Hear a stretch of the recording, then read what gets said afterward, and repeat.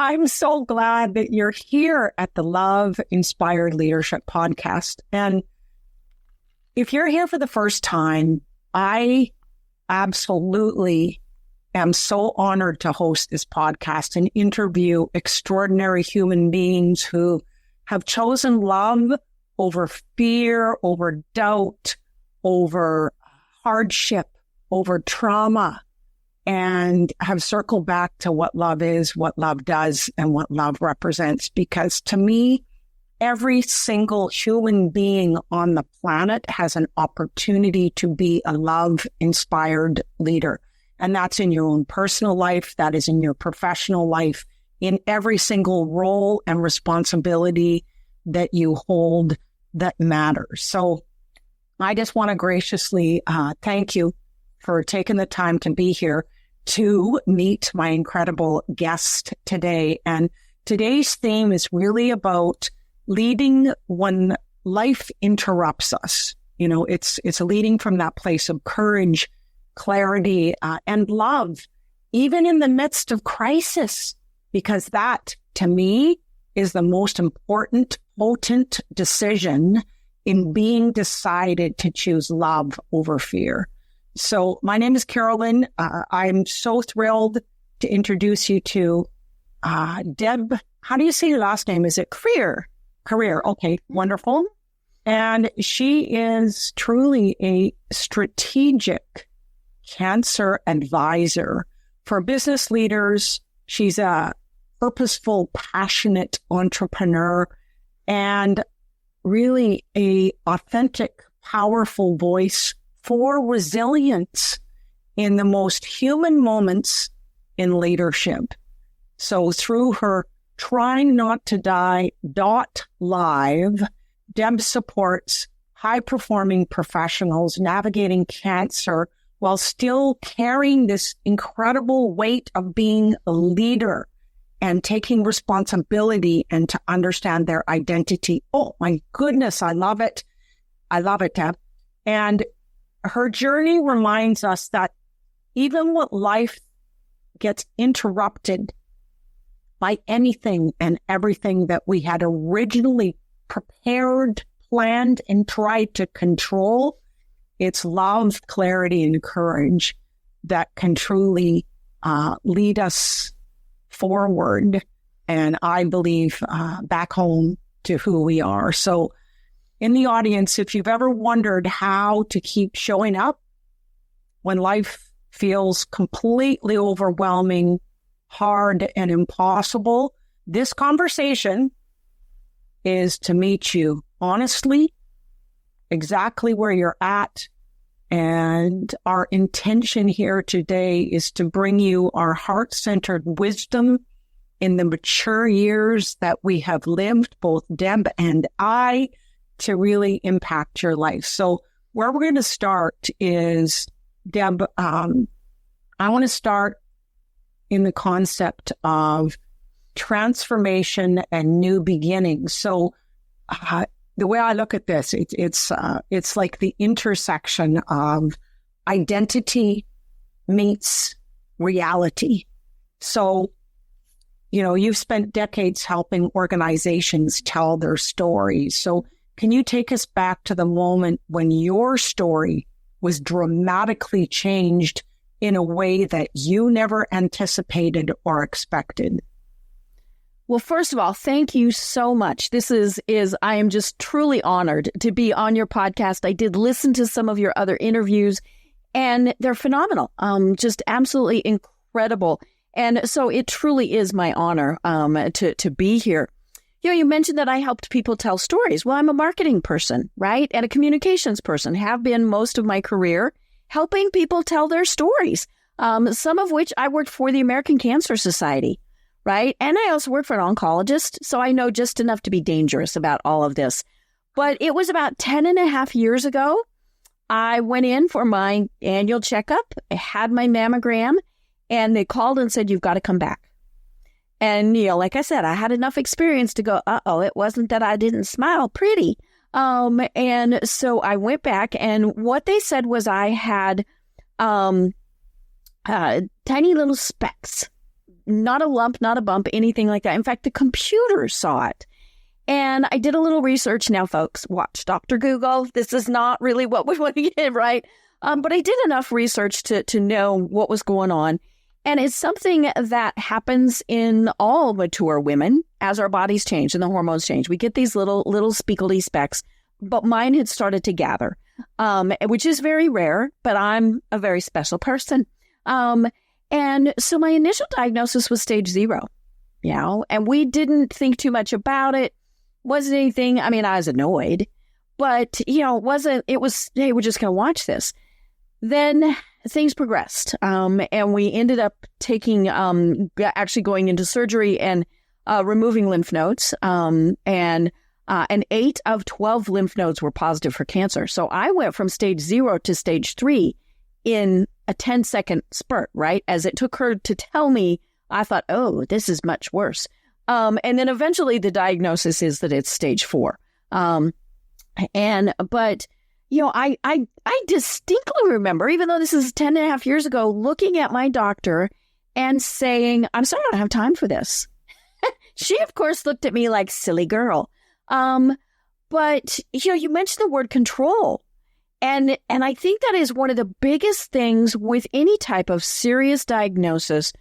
The first thing we think is we're not in charge. We're losing control. And that's, I think, worse than actually thinking, here's what's going on. It's how can I, get back under control? And one of the things that I tell people is you have to pick what's going to work for you. Now I chose the traditional route, right? I was going to do chemo, I was going to do surgery, and then I was going to do radiation. And fate said, you're going to have lots of complications.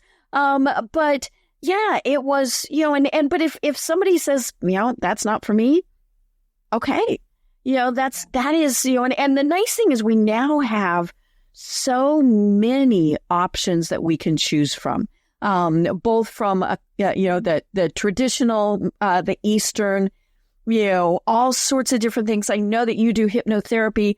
I went to a therapist, during part of this, a hypnotherapist, because she helped me with my pain level. And, because I wasn't big in taking all those icky drugs, and what she did was absolutely incredible. And so it's, how are we going to get our lives and then, our businesses back under control? Oh my goodness. So your story has sparked so many incredible ideas of where I want to go next. I just want to really pause here for a moment, and I want the audience to resonate with me, and they will agree with what I'm going to say. Your spirit is absolutely beautiful, Deb. Your inspiration, your enthusiasm for life is contagious. It is so refreshing to witness someone that has had a life-changing diagnosis, to have the state of perspective that you do. And I just really want to acknowledge that. I want to encapsulate that. And anybody who's listening here, if you have just been diagnosed or if you've been through the journey, this podcast is for you. Or if you have someone that has been on the path and the journey or just diagnosed, please share this with them, because here's the idea about control, is that what I find fascinating about life is to have the most control is actually to make the decision to surrender and accept what is. Right. Would you agree with that, Deb? Yeah. And we go through a myriad of emotions, feelings. A big one during this process is grief, right? Yeah. Our lives, even if it's a fairly simple, basic diagnosis, our lives have changed. You're always thinking, when is it coming back? They call a lot of people will say they have scanxiety, right? The once a year, whenever that they get their scans until they get the results, they got little heart palpitations and all of those things. And anger is a huge thing. There's also guilt, right? What did I do? And What did I do to deserve this? Why is this happening to me? Yes. Right? Right. And I only asked that once and was, and I was going in for, well, I like I said, I had multiple complications. My first chemo just about killed me. I ended up with septic shock, which 75% of the times is fatal. And my doctors were arguing over how fast I was going to die that day. And I mean, you talk about lack of control, but I remember thinking, excuse me, I get to vote here.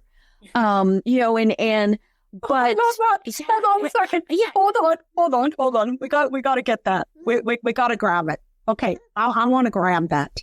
Hold on a second here. I have a say in this. This is my life. You're having a conversation whether I'm living or dying. Wait a second here. Right. I get to have the say here. Right. And they were out in the hall, and my husband says it was a little different, but he said that was kind of the gist of the conversation.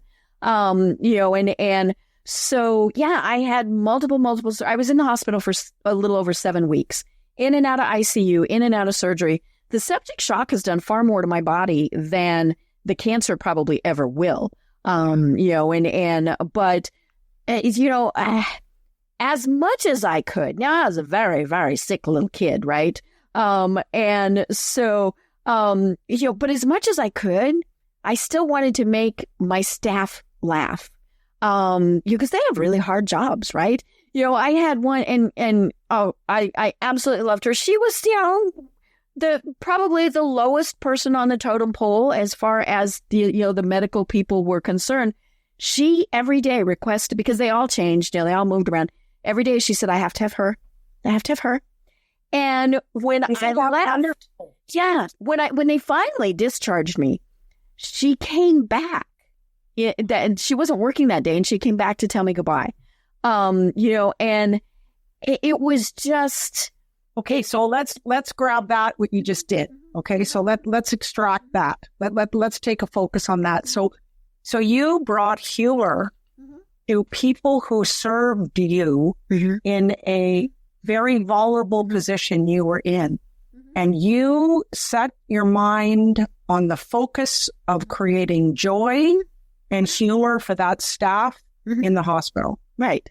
Now, I also know that there were times where I was a cranky little person. I mean, there was a lot of pain, all sorts of things. And so there were times where I was not a happy camper, but I also did what I could to make sure that I was in charge, right? Now, my mom, I am an only child, and at that point, she lived in Kansas. She has since passed away, but she came out, and she and my husband were obviously the primary caregivers. My aunt, her sister, is a retired nurse practitioner, but then she was still practicing. And so she came out a couple of times, and then I had friends. I was never in that hospital room alone. Wow. And that comes back to that word love, right? It does. And I mean, that was what was so incredible. Of course, the staff loved it because it meant they didn't have to check on me all the time and all sorts of things. But, it was, how could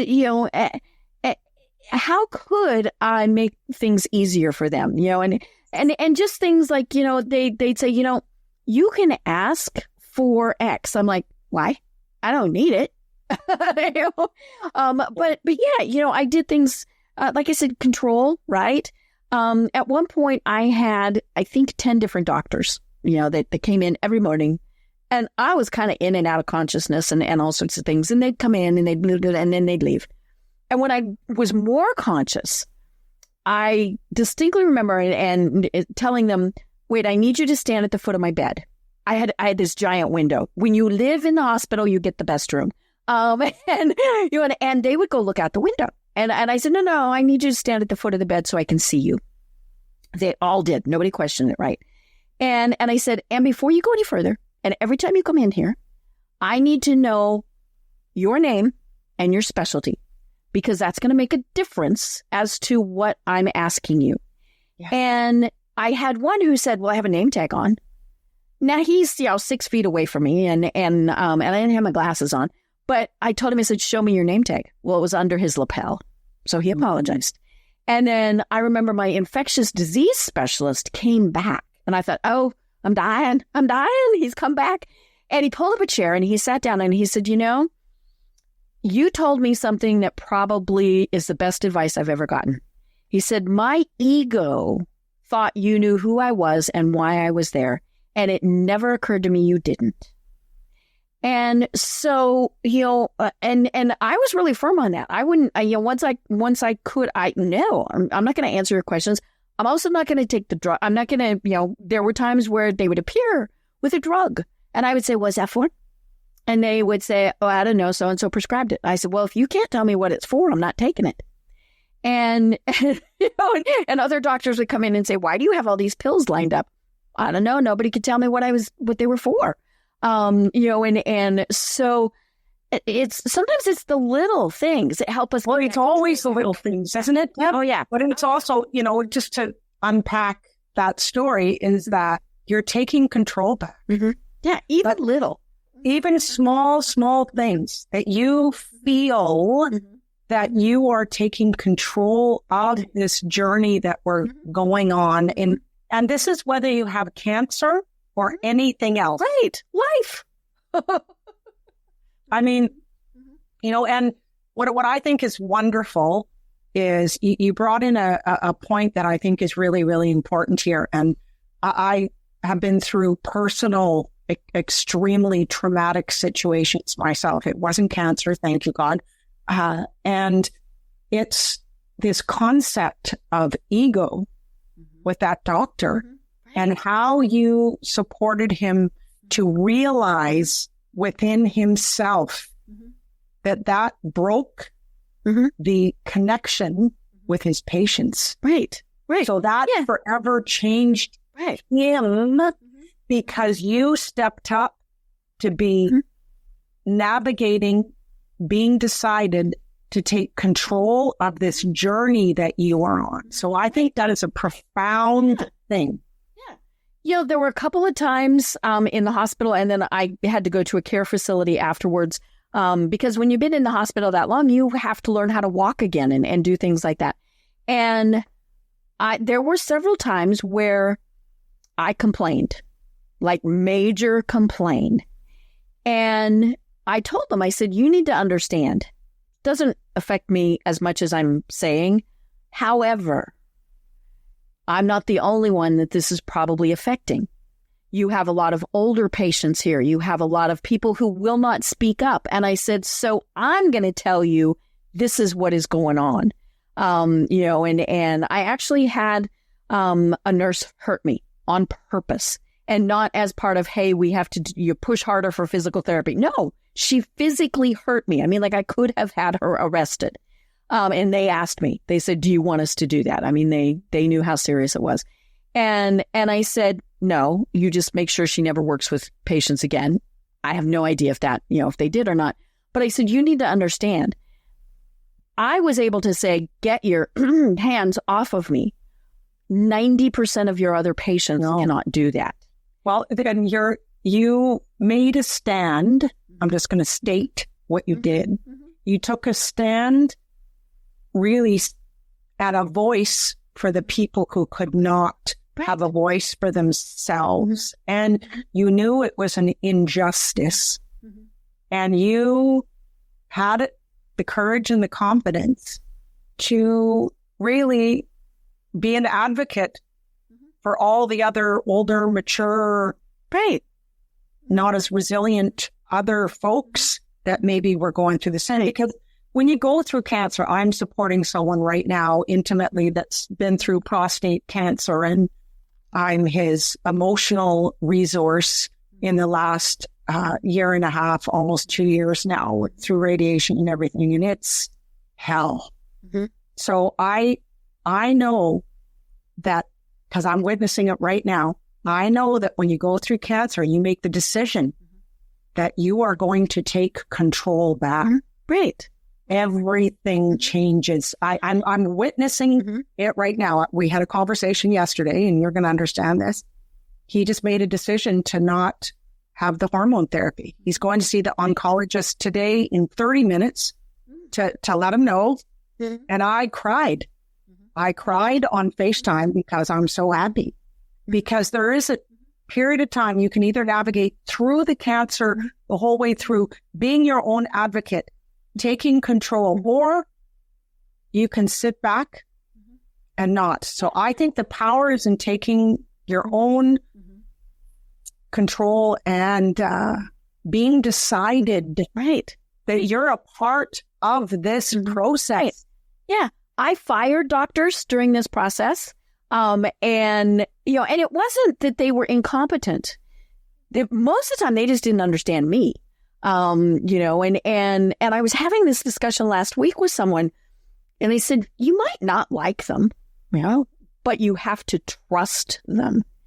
And I said, and you have to, especially when it's something long-term like this, right? If it's your primary care that you see once a year, I'm not always sure I remember what they look like, right?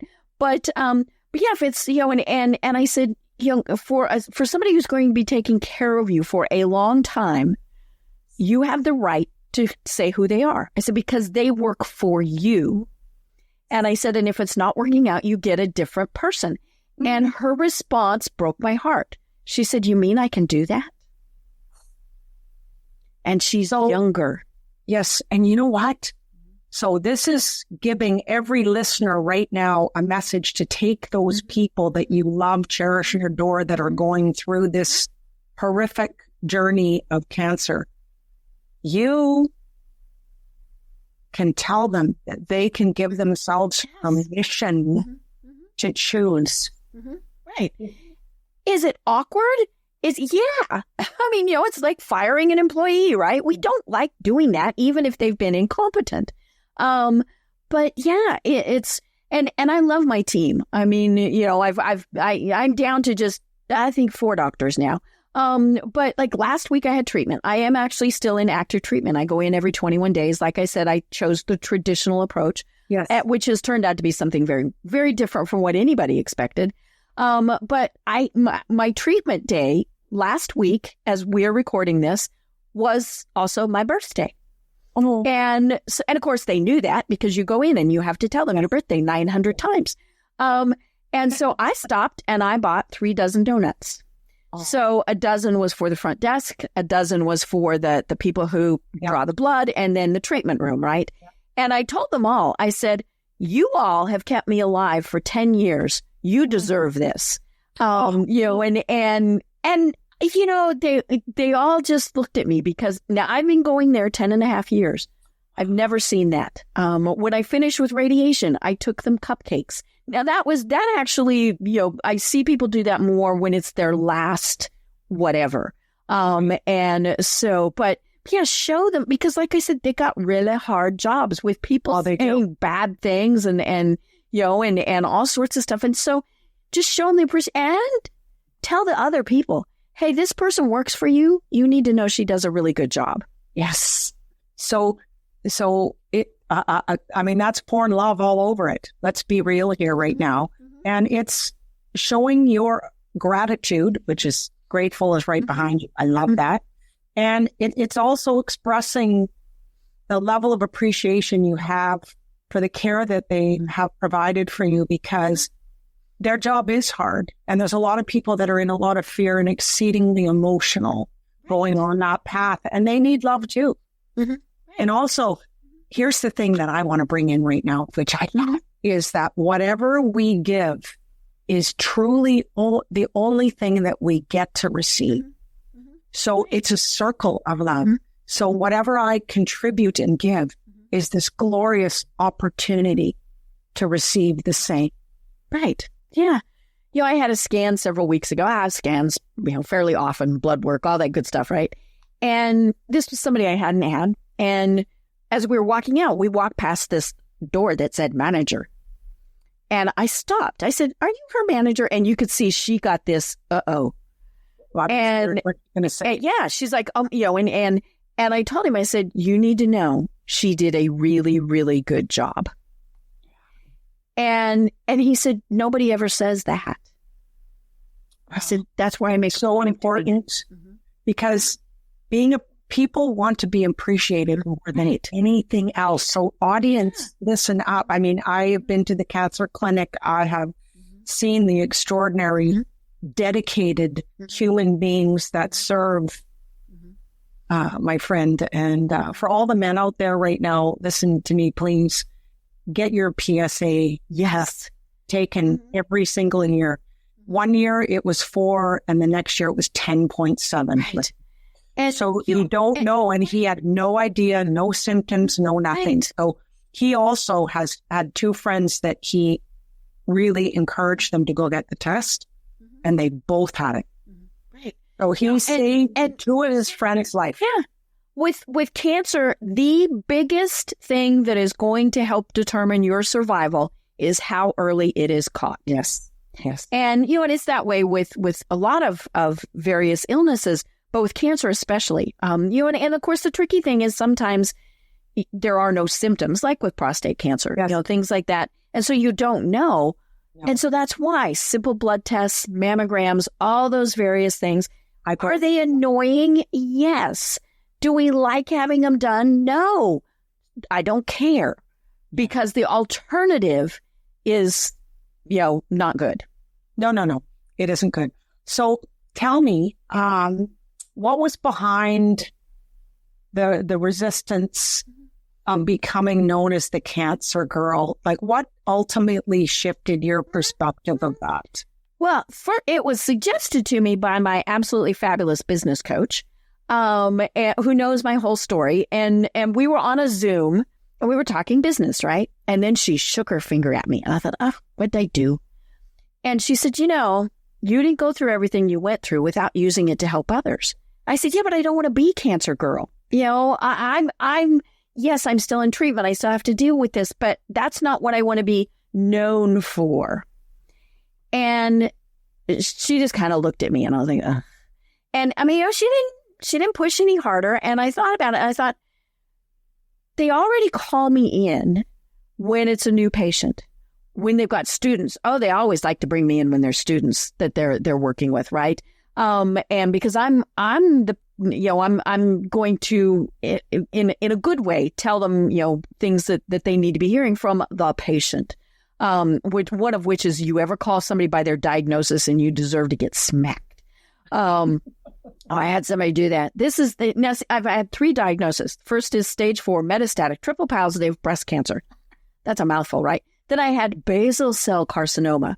That sounds horrible. Yeah, that's your garden variety skin cancer, right? And I'm a redheaded, freckly kid. But then it's been almost 3 years ago, I was diagnosed with thyroid cancer. And one time when I was in for a checkup, they said, hey, the thyroid cancer is in room 4. And I went out and I said, excuse me. I understand HIPAA, which here in the United States is a privacy thing, right? And I said, so you can't yell out my name. Now, they can't say your first name, it's because that's not really identifying you. But I said, please do not ever reduce somebody to just their diagnosis, because we're far more than that. Okay, and that's also taking control back. Yeah.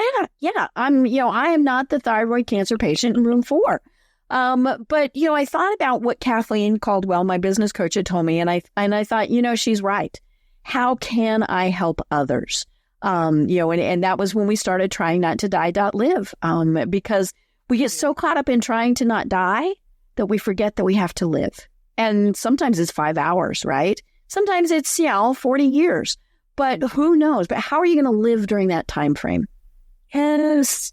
And choose to lead with love. Yes. Choose to lead with curiosity and wonder and donuts and trust and caring about others too, and giving back even when it's challenging for yourself. Right. Because, I love your story. I love who you are. And, this is the essence of love-inspired leadership. And it doesn't always begin where we think it's going to begin, or land where we think it's going to land as an outcome. Life is here to teach us. Life is here for us to make that clear and final decision that everything that happens to us in our life is for us, as teaching us the lessons, the gifts, and the opportunity to serve from your highest self. And that is what you're doing. And thank God for your coach, because that changed the trajectory of how you're showing up in the world. Correct? Mm-hmm. Yes. And I still have my business. I have my marketing firm that pays the bills. But yeah, it's, there are things, how can we help? And sometimes it's simple, right? Simple, basic things. In the infusion room, usually I'm not the only one there. I mean, it's a big place. There's 30 chairs that are in there. I get up. Now, I am a very mobile person, right? It's not like I'm attached to an IV or anything like that. And I'm always going and getting myself something to drink and cookies or whatever. Anybody I go past, do you need some? Can I get you something?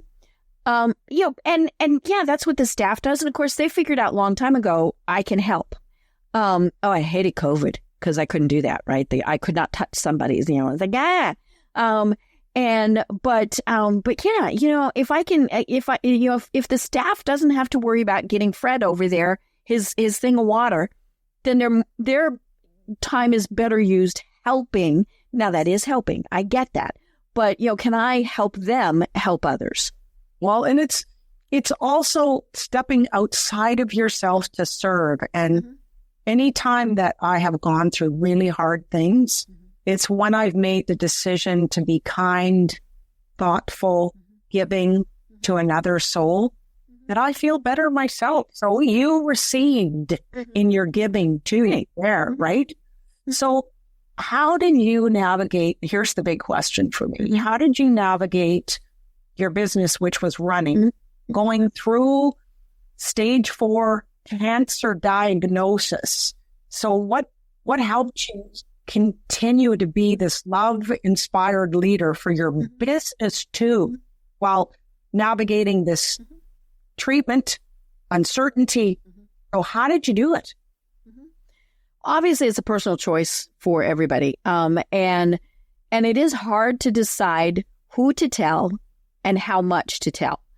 Because, the first thing that they might say is, well, we don't want to work with you anymore, for whatever reason. Now, they might be saying you need to focus on yourself, right? Or maybe it's you can't do our job. You can't do it. And so I was extremely fortunate. My clients were wonderful. And, and I had to tell them, hey, there are going to be times where I'm dropped off the face of the earth. And, and I said, and it's funny, I use Facebook to communicate a lot. And my clients are my Facebook friends. So they know. Now, I know for many people, that is not what they want to do. They want to maintain their privacy. That's perfectly fine. But you want to control, there's that word again, the narrative. Because if you don't tell people at least something, they make it up. If I just started missing deadlines and not telling why, then first of all, I would deserve to be fired. But more importantly, they're going to say, it's because, without ever knowing why. But yeah, I was very fortunate. In fact, it was so funny. Two of my clients, or one of my clients actually, was where I got my first round of COVID vaccinations way back then. They were still very hard to get here at just even your regular doctor. And for cancer patients, you would have thought we could have got them. No, this is a senior living community. And so that's where I went and got my COVID shots.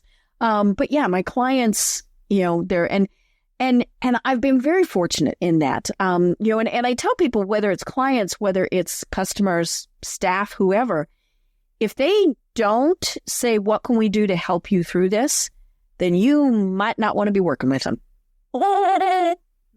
Yes. Because let's come back to love again. What is love? Love is patient. Love is kind. Love is thoughtful. Love is accepting. And because, well, I know this for a fact, that you provide such an incredible service and they appreciate you. So they will stay with you through this process and transition because they know your character. They know your integrity.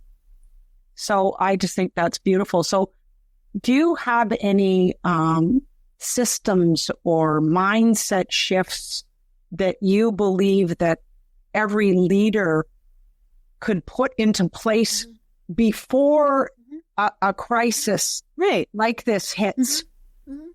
Well, many of them are simple, basic business things, right? Do you have a business continuity plan? And even if it is just you all by yourself, does somebody know who your clients are? Where's your bank account? I mean, all of those things, because we could get hit by a bus tomorrow. Or heaven forbid, you want to go on vacation, right?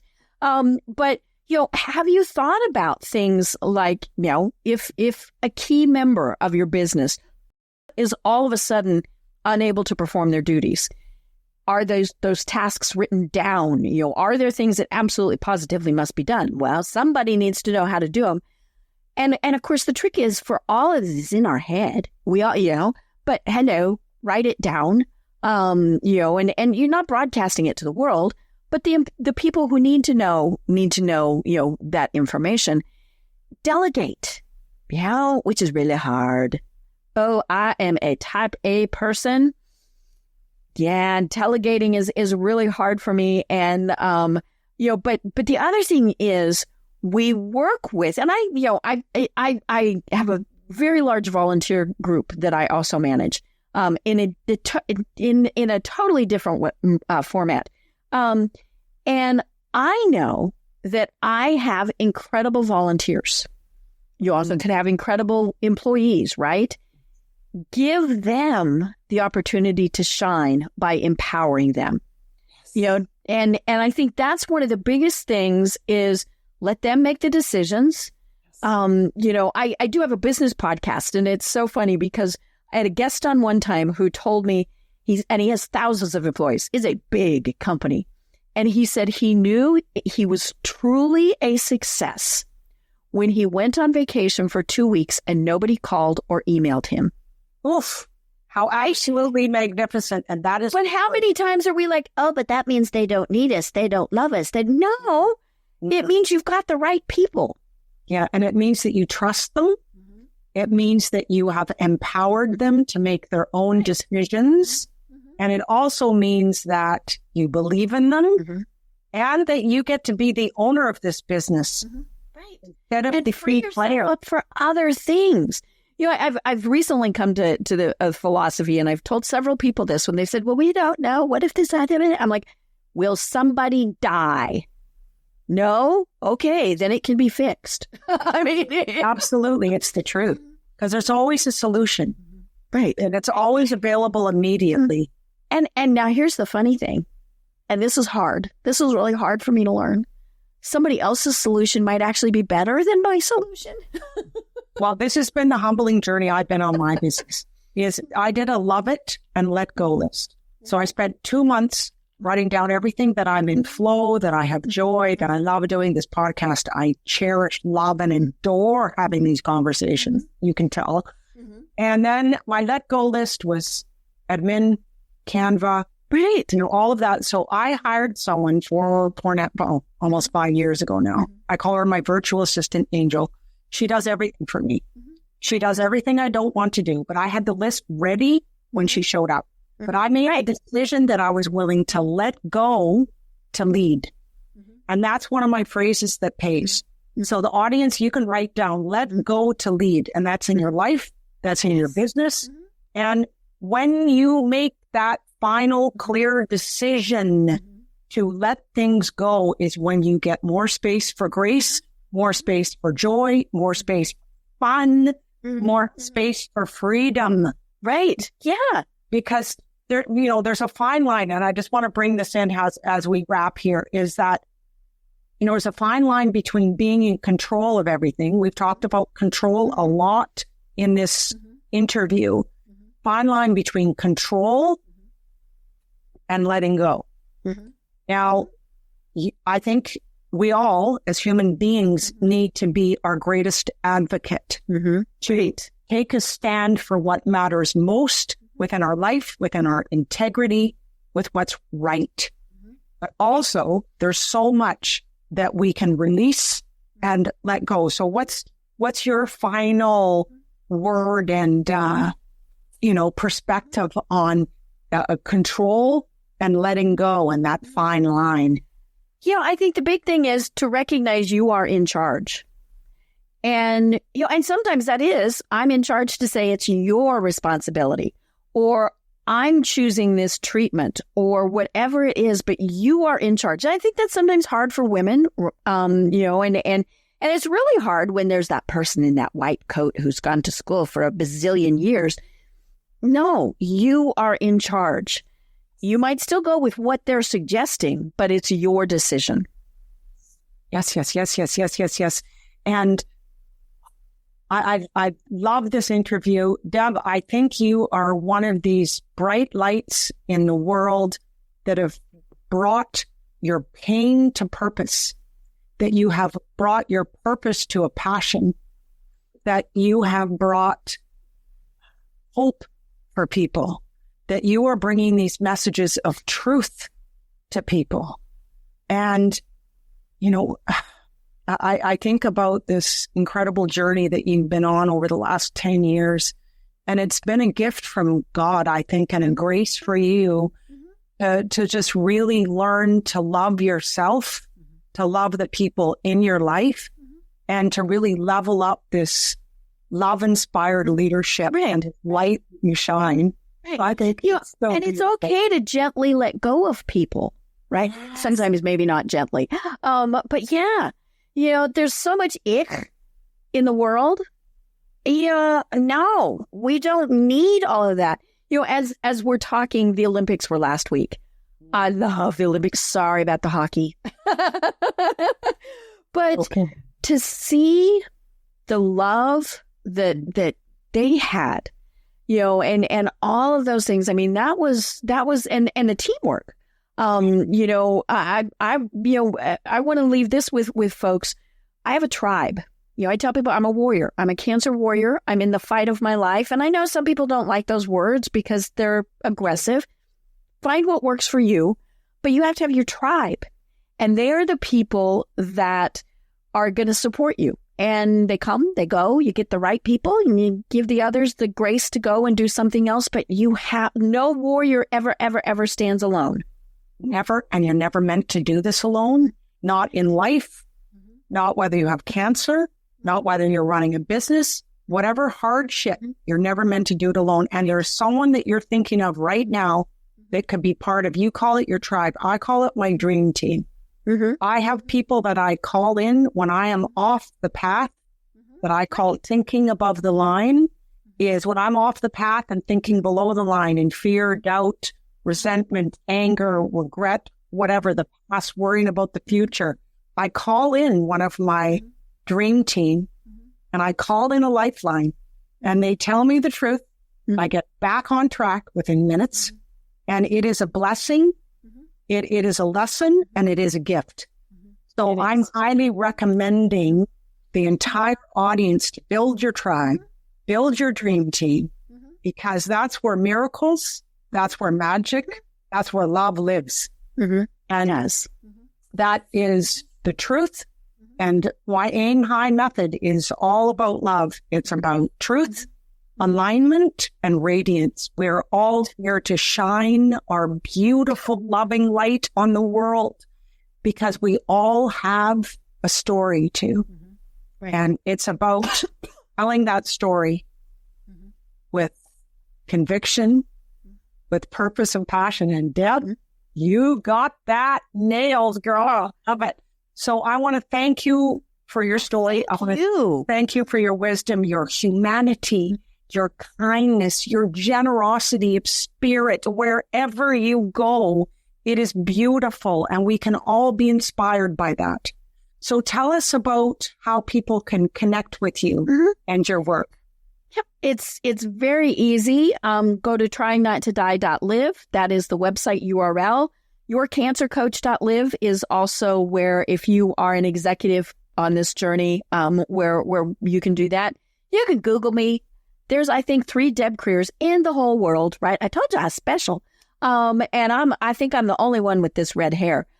So find me, reach out, and whatever I can do to help, just let me know. Oh, beautiful. And for the audience, please do. I mean, Deb has answers. She's lived it. Those are the people that you want to talk to because she'll tell you the truth and she'll love you up too, guaranteed, because that's who she is. That is her character. That is her integrity. That is her mission in life. That is her living legacy. So I also want to let the audience know once again that you can receive my 21 days above the line living. It's a sacred journey, listening to a 3-minute audio recording that I do in my pajamas in the morning after I do my journal. I give you reflections. I give you journal opportunities that you can look at. And here's my final question. How might love lead your next decision, even in uncertainty? So, Deb, thank you.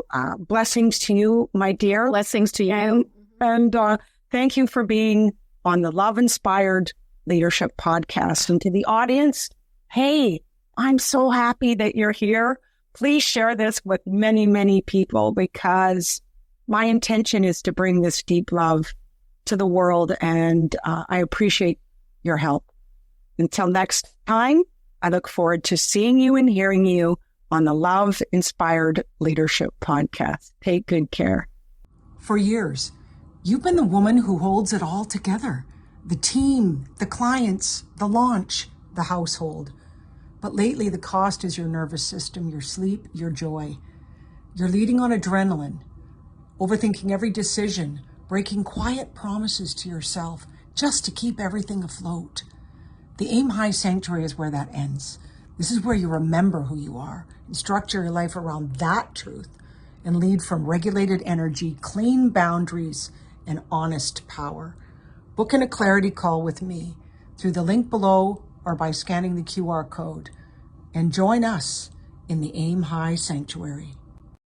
Thank you for joining me on the Love Inspired Leadership Podcast. If today's episode stirred something in your soul, share it with someone who's ready to aim higher. Keep holding your vision, anchor in your truth, and take intentional, inspired action, because love is all there is.